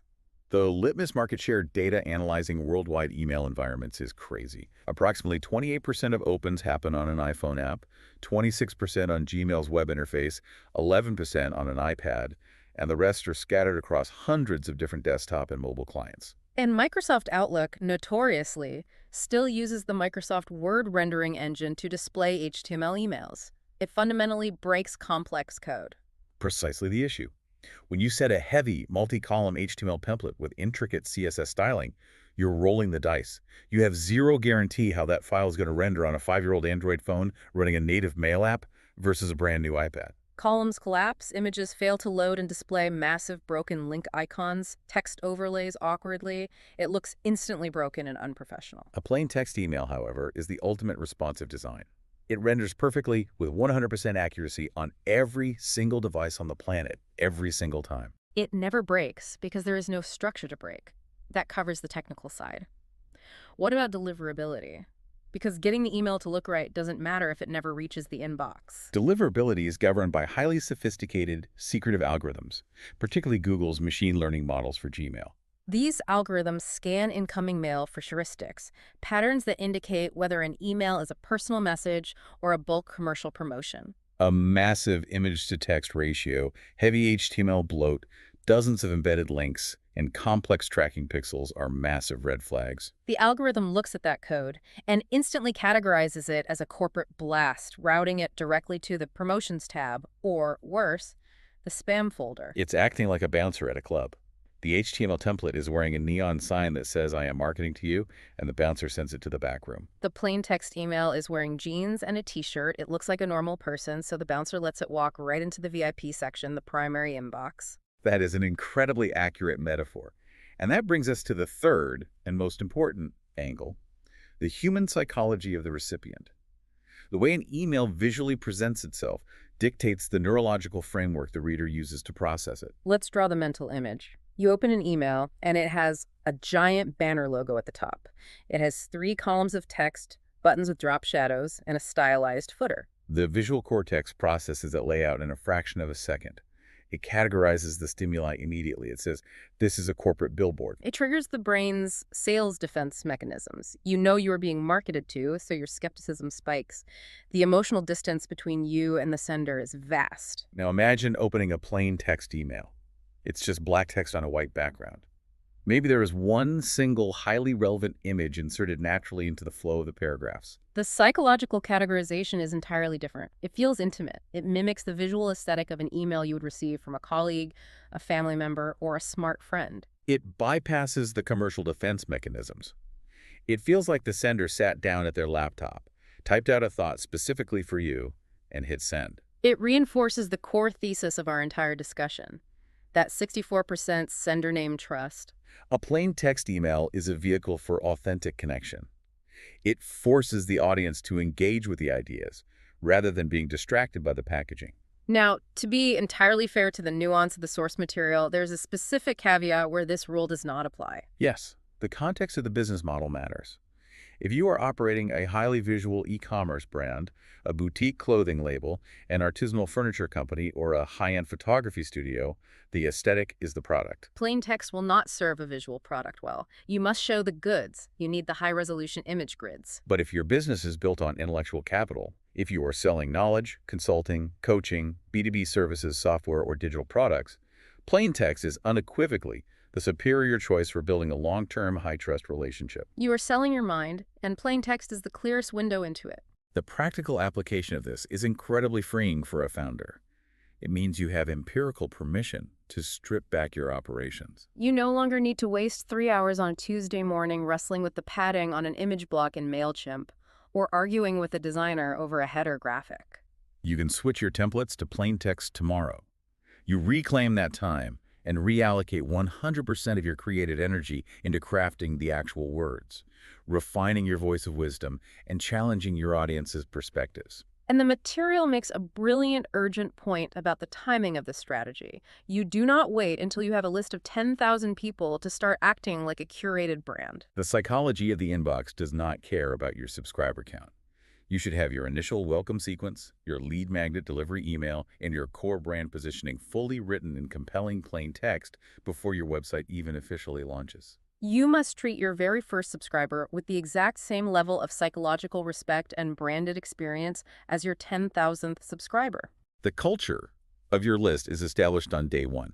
If we pull back and look at the massive landscape we've covered today, the synthesis of this deep dive represents a total paradigm shift in digital communication. We've moved from viewing the email list as a mechanical broadcasting tool to understanding it as a highly curated psychological relationship. That is the soul of the concepts we've explored. An email list is not a megaphone. It is an intellectual asset that only appreciates in value when you establish rigorous operational boundaries. It requires you to step up with the courage to be a distinct, polarizing voice of wisdom rather than a generic dispenser of free tips. And it thrives on a stripped-down, authentic delivery method that bypasses algorithmic filters and builds unshakable, intimate trust in your sender name. You are meticulously curating a room full of people who actually want to hear what you have to say. You're not tricking them into opening an email with a bait-and-switch subject line. You are earning their sustained attention through consistent perspective-shifting insight. You are filtering out the noise. When you successfully execute that architecture, you transcend the concept of a mailing list. You cultivate a dedicated, resilient community that actively anticipates your insights and, consequently, your commercial offers. It transforms the entire economics of a business.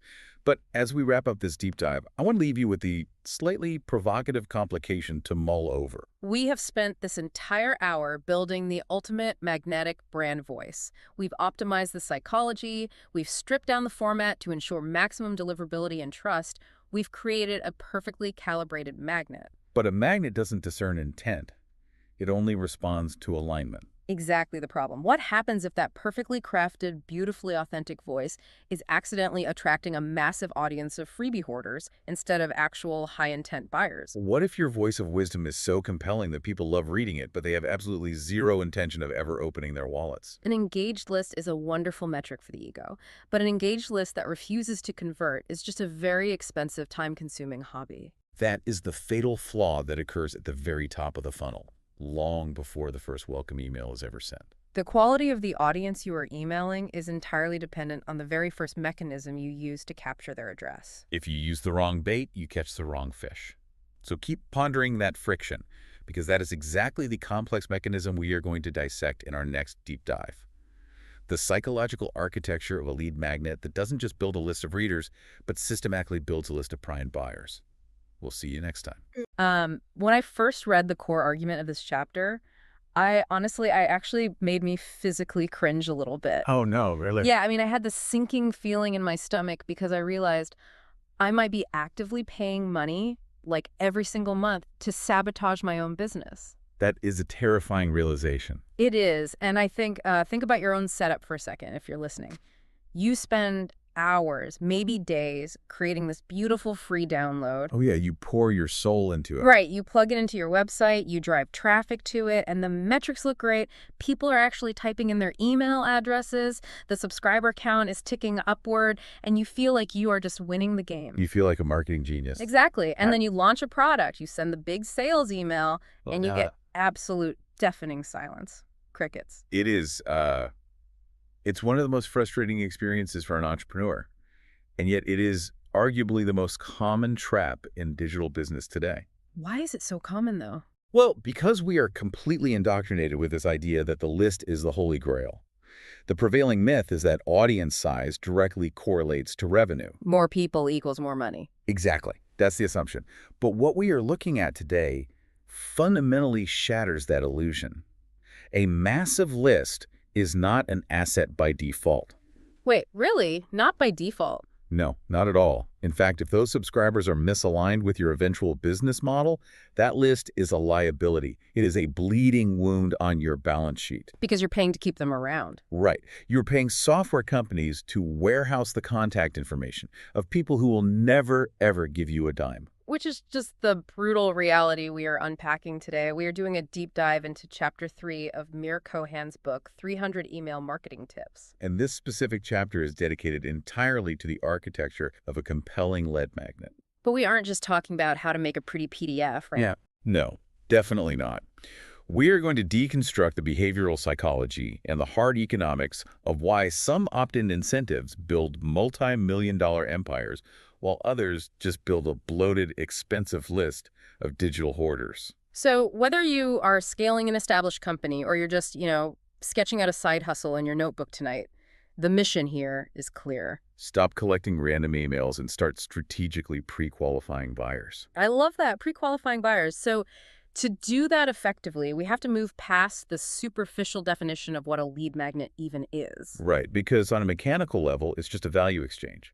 You offer a piece of free content, like a template, a video course, an audit, and the user hands over access to their inbox. That's the baseline what? Yeah, that's the what. But the why and the how are where businesses fail completely. Okay, so what is Cohen's central thesis here? Her main argument in this chapter is that the type of lead magnet you deploy serves as a psychological filter. It single-handedly dictates the genetic makeup of your subscriber base. So the freebie defines the audience? Exactly. If the topic of that freebie is even slightly disconnected from the core product you ultimately intend to sell, you are inadvertently breeding an audience of what she terms freebie hoarders. I want to pause on that term, freebie hoarders, because it sounds harsh. It does sound a bit judgmental. But it perfectly captures the intent, or really the lack thereof, of the user.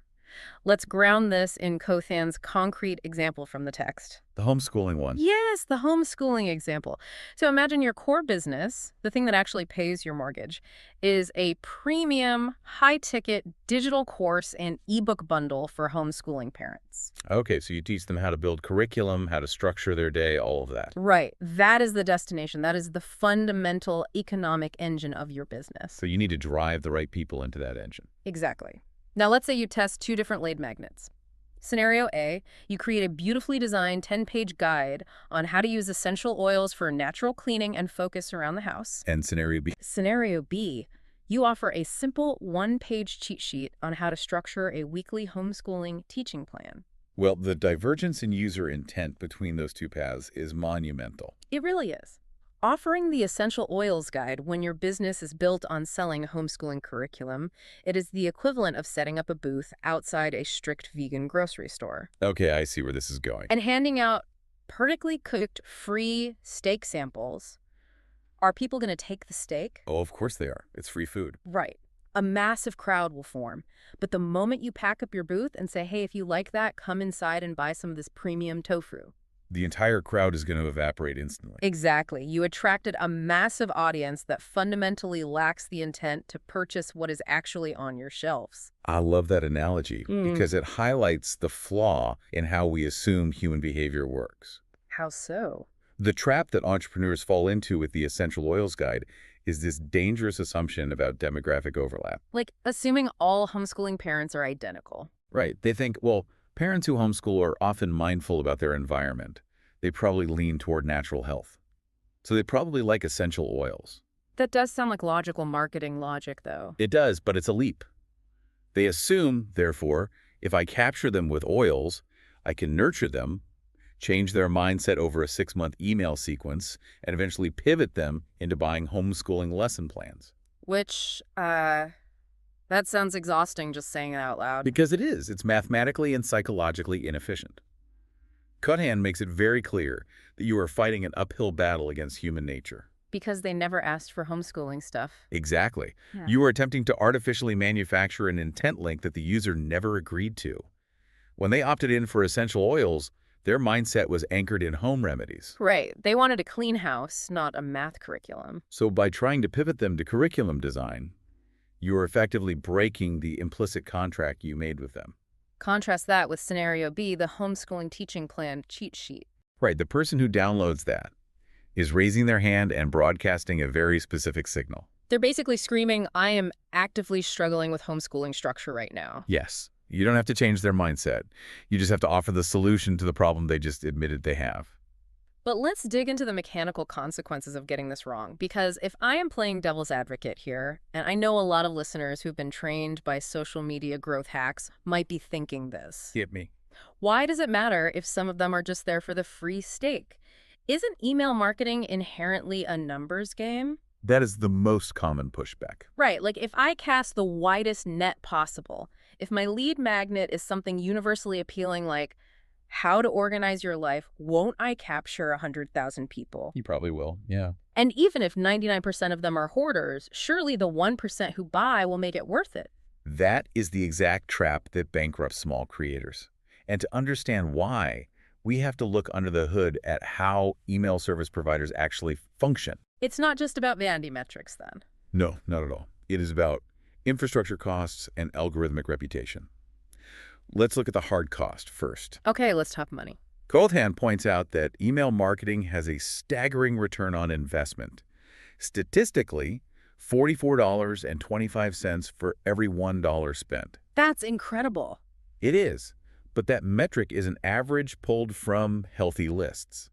Platforms like MailChimp, ConvertKit, or ActiveCampaign, they charge you on a tiered basis depending on your list size. Oh, right. So the more emails, the higher the monthly bill. Exactly. If you have 100,000 subscribers, you are paying hundreds, maybe thousands of dollars a month just for the privilege of holding their data. Ouch. So if 99,000 of them are freebie hoarders who never buy, Your overhead completely cannibalizes your profit margin.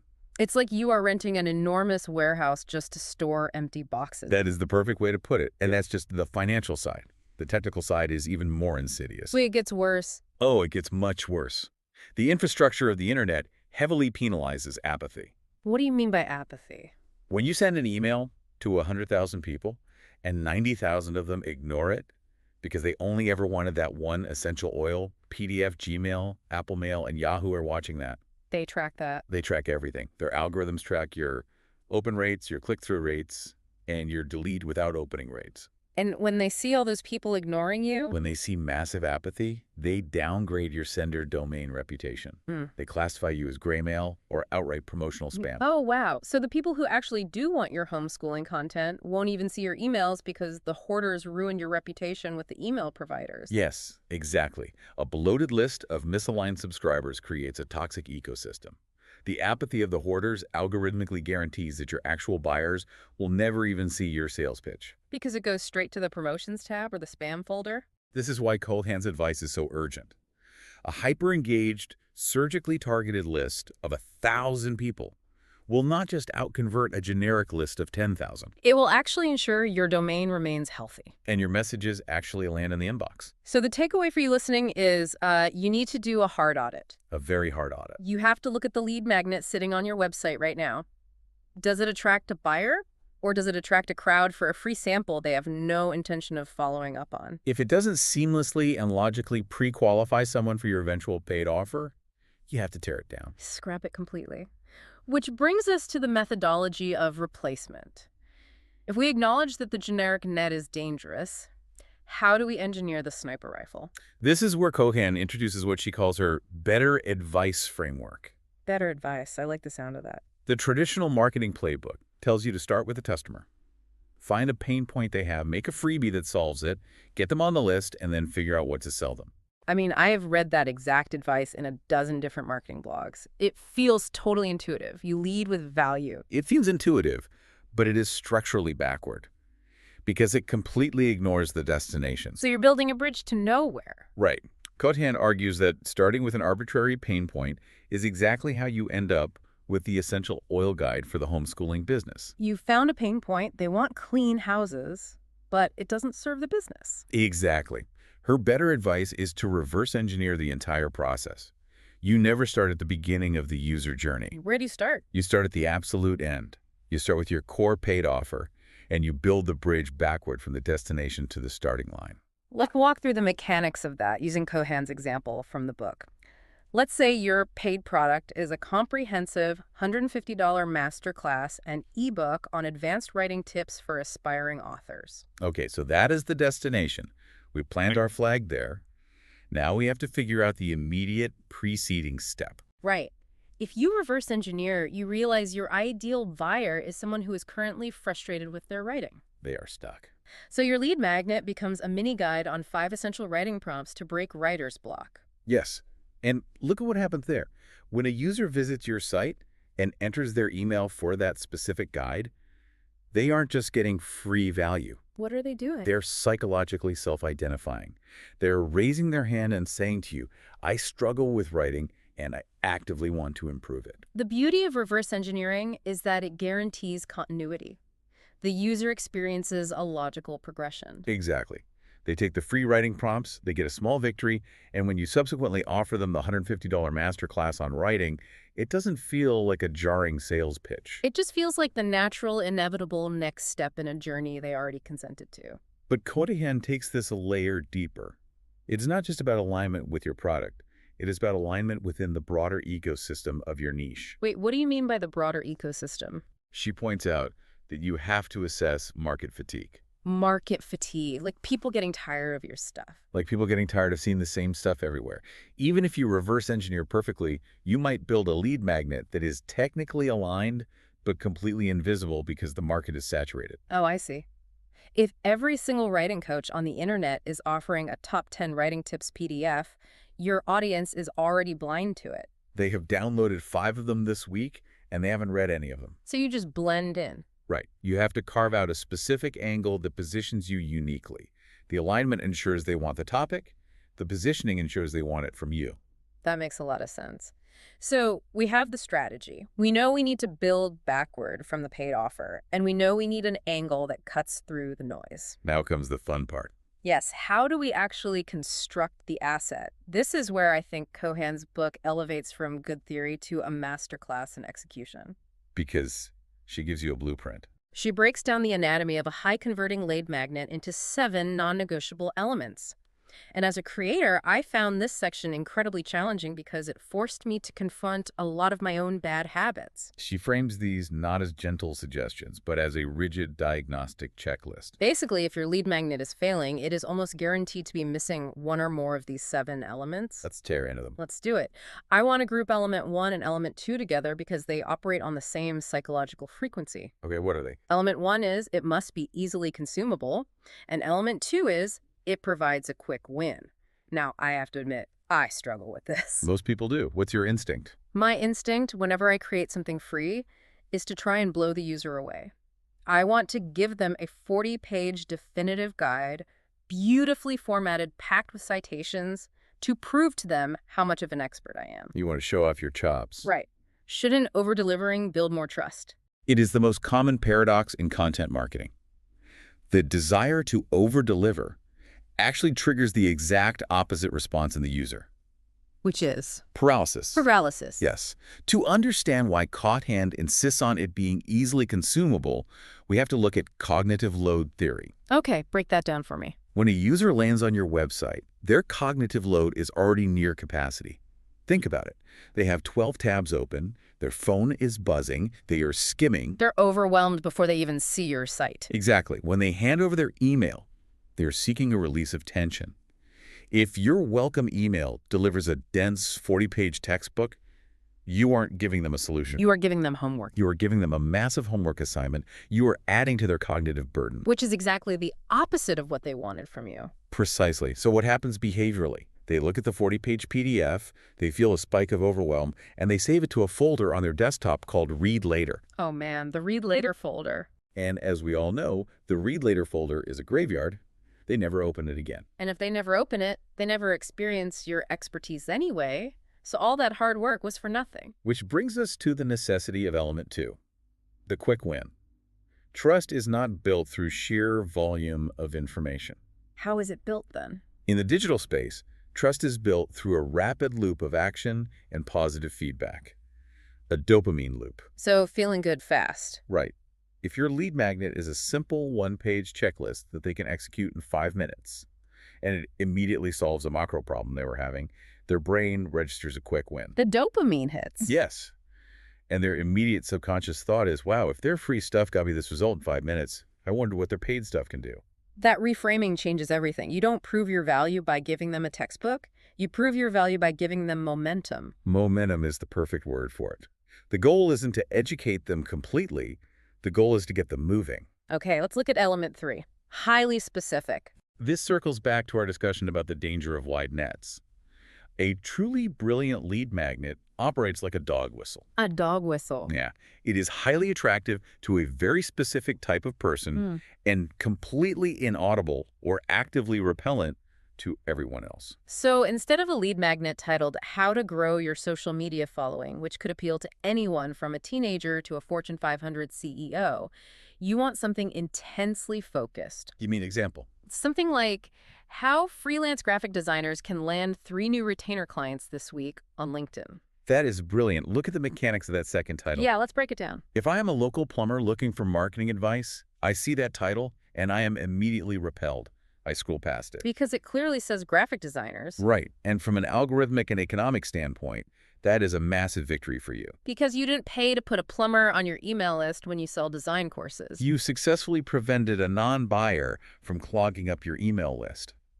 But if I am a struggling graphic designer, that title creates a profound sense of relief. The specificity signals to me, this person understands my exact context. This was built just for me. Specificity accelerates trust because it demonstrates empathy for a very particular situation. That leads perfectly into element 4. It leads the audience through a change. This is a big one. I think people hear the word change and they think transformation, like they need to help the user achieve complete self-actualization in a free PDF. Change your whole life in one download. Exactly. But Kothan is talking about something much more tactical, right? Yes, she's talking about behavioral state change. Every interaction a user has with your brand should move them from point A to point B.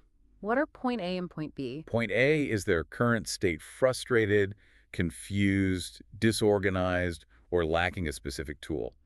Point B is the desired state relieved, clear, organized, or equipped. So the change does not need to be life-altering. No, it's a micro-transformation. Yeah. If point A is, I don't know what to post on Instagram today, and point B is, I have my next 5 posts outlined, that is a measurable change. So if your lead magnet is just a list of interesting facts, it doesn't facilitate a change, it's just trivia. Exactly. The user must feel tangibly different, tangibly better equipped after consuming the asset.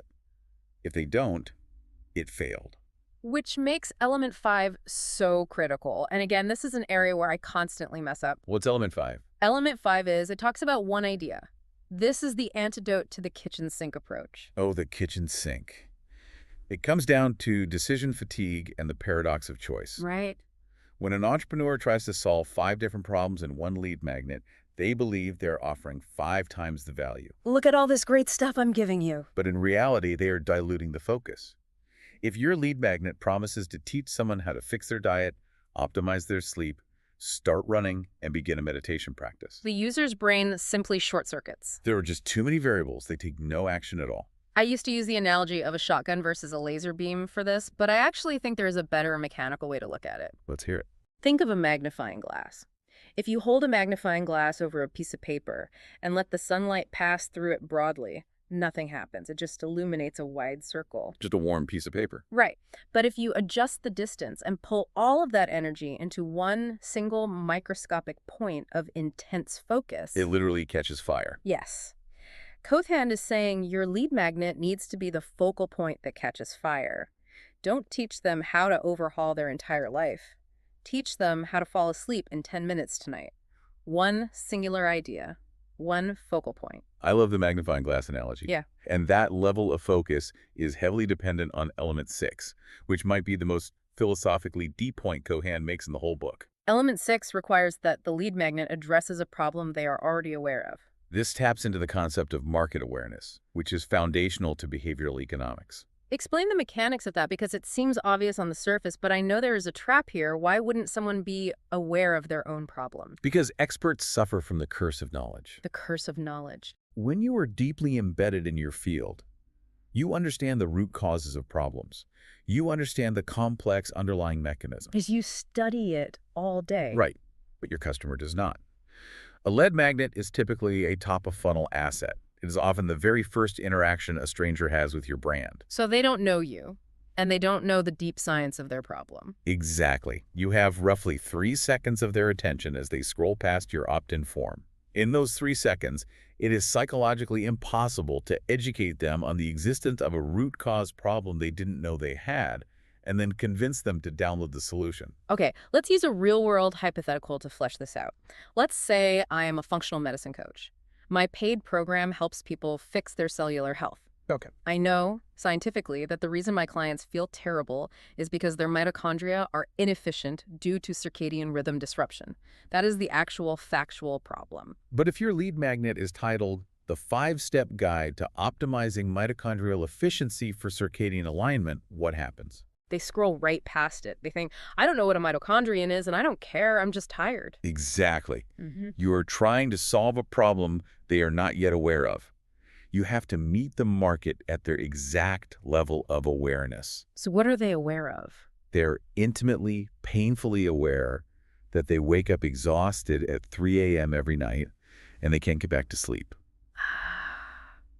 So the lead magnet must be titled, How to Stop Waking Up Exhausted at 3 a.m. You address the symptomatic problem they are already hyper-aware of. That makes so much sense. Once they opt in, once you have earned their trust through that quick win, then your email sequence can slowly educate them on the fact that mitochondria are the root cause, eventually leading them to your paid program. That is such a vital distinction. You hook them with the symptom they know, and you heal them with the root cause they don't. Beautifully said. And that leads us to the final piece, element 7, which brings the whole theory full circle.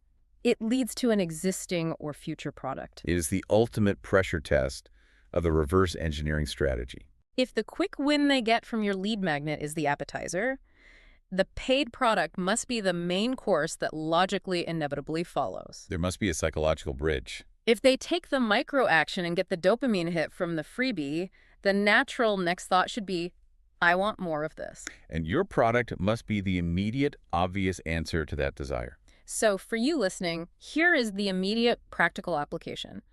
Write the 7 elements down. Tape them to your monitor. Seriously do it. Is it easily consumable? Does it provide a quick win? Is it highly specific? Does it facilitate a change? Is it focused on one single idea? Does it address a known problem? And does it logically bridge to your core offer? If you evaluate your current opt-in against this gauntlet and it fails on even 2 or 3 fronts, it is time to edit ruthlessly. Cut the fat. Focus Yeah. the magnifying glass. Now, as we transition from the internal architecture of the lead magnet to how it actually lives out in the world, on your website, Cohan addresses a specific technical nuance that confuses almost everyone when they start. Oh, right. This is tucked away in FAQ 6 of the book, but it is a critical distinction regarding deployment. The difference between a general lead magnet and a content upgrade. Yes, because if you just look at them on a screen, structurally they appear completely identical. In both cases, there is a box, an offer for a free download, and a field to type in an email address. They are both trading digital assets for contact info, so why does Cohan separate them so distinctly? The difference is entirely behavioral. It is about the context of the user's intent at the exact millisecond they encounter the offer. Okay, let's look at the general lead magnet first. A general lead magnet is what we typically think of when we imagine an opt-in. It is the pop-up that takes over the homepage when you arrive. It is the box sitting in the sidebar of a website. It's kind of just hanging out there. Right. It is designed with a broader appeal for your specific target demographic. It works, but it is somewhat passive. It hopes to catch someone who's generally interested in your niche. I think a general lead magnet is like a giant billboard outside a shopping mall that says, "We sell great running shoes. Give us your email for a discount." That's a great visual. It's highly visible, it's relevant to people who like running, but it's still an interruption to whatever else they were thinking about while driving past. That is a perfect way to visualize it. Now, Yeah. contrast that with a content upgrade. How does that work? A content upgrade is not site-wide. It does not pop up on the homepage. It is a highly specialized asset that exists only to supplement one specific existing piece of content that the user is currently actively consuming. Let's use the text example of a food blog to break down the mechanics of why this is so powerful. Okay, set the scene. Imagine you run a business focused on family nutrition, and your main traffic driver is a deeply researched 2,000-word blog post detailing your exact Sunday process for meal planning for a busy family of 4. You break down the mindset, the prep, the storage. So consider the psychological state of the user at this exact moment. They did not just land on a homepage. They searched for meal planning, they clicked your link, and they have been scrolling through this specific post for 5 minutes. Their intent is razor sharp. They are highly motivated by the concept of meal planning right now. Now, if a general lead magnet pops up at that moment offering 10 healthy smoothie recipes, it might get a decent conversion rate because it's adjacent to food, but it's a distraction. It's changing the subject. Exactly. A content upgrade, on the other hand, is embedded directly in the text of that specific post. Just as you finish explaining how to organize the week's groceries, you offer a printable, fill-in-the-blank PDF of the exact grocery shopping template you just discussed in the article. And that is where the conversion magic happens. Going back to your mall analogy, the content upgrade is not the billboard outside. No, what is it? The content upgrade is a sales associate walking up to you quietly while you were standing inside the store, staring intently at a specific pair of trail running shoes, and they hand you a customized sizing device specifically for that brand. Wow. The intent is perfectly matched to the context. Yes. The user is reading about meal planning, they are motivated to execute the plan, and at the precise moment their motivation peaks, you remove the friction by offering the exact tool they need to take action. And the data shows that the conversion rates on contextual content upgrades are astronomical compared to general lead magnets. Because the relevance is absolute. It is the ultimate quick win tied directly to an action they are already trying to achieve. They don't have to change gears mentally, they just have to take the next logical step. And it respects their time and their intelligence. It essentially says, I see what you're trying to do here, let me give you the shortcut. So the tactical takeaway for the listener on deployment is clear. Do not rely exclusively on one generic pop-up for your entire web presence. Look at your Google Analytics. Look at your YouTube dashboard. Identify your top 3 highest traffic pieces of free content. Maybe it's a blog post, a podcast episode, or a video tutorial. Once you identify those pillars, create a laser-focused content upgrade strictly for those individual pieces. If your highest performing video is about how to light a home studio for Zoom calls, do not offer them a general PDF on public speaking. Offer them a one-page checklist of the exact lighting gear you used in that specific video with links. You will capture them when they are most primed to say this. It shifts your marketing from being an interruption to being a highly welcome intervention. We have covered a phenomenal amount of ground today. From the economics of spam filters to the cognitive load of a 40-page PDF. We really went deep on this one. We did, but if we pull all the way back, if we look at Cothan's framework in Chapter 3 from 30,000 feet, what is the core philosophical shift the listener needs to make before they start typing out their next freebie? The fundamental shift is moving away from the transaction of a bribe and toward the architecture of a stepping stone. A bribe versus a stepping stone. Yes. The amateur marketer views a lead magnet as a trick. It is a shiny object dangled in front of a user to distract them long enough to steal their email address so they can be bombarded with sales pitches later. And the user feels it, the algorithm detects it, and the business suffers for it. It's adversarial. You're trying to pull one over on them. Exactly. No. But the professional, the person following Cothan's framework, understands that the lead magnet is the very first highly intentional stepping stone on a carefully paved path that leads directly to the core business offer. Every single element we discussed today, the reverse engineering, the specific dog whistle targeting, the rapid dopamine hit of the quick win, the focus on a single known problem, is designed to ensure that only the right person steps onto that path. Because if that very first stone is misaligned, if it points toward essential oils instead of curriculum, your customer will wander off into the woods. And they will never, ever reach your destination. A stepping stone, not a bribe. If you adopt that mindset, you stop chasing vanity metrics and you start building a roster of future clients. So now you have the blueprint. You know exactly how to engineer an asset that actively repels freebie hoarders and magnetically attracts buyers. But what happens if the digital ecosystem you built is accidentally hiding that perfect stepping stone from your most qualified traffic? That happens more often than you'd think. Right. What if you built the ultimate content upgrade, but the friction of your website design is silently turning people away before they even see it? That's a whole other layer of the puzzle. In our next deep dive, we are going to explore the invisible mechanics of web placement, the behavioral friction points you don't even know exist, and the specific tweaks required to ensure you never lose a qualified subscriber to bad design. We will see you there. What you just listened was the beginning of a full audio, way longer, explaining every single chapter of the book. If you would like to keep listening to the end and access to the full audio, you can access it with the link down below in the description and in the pinned comment.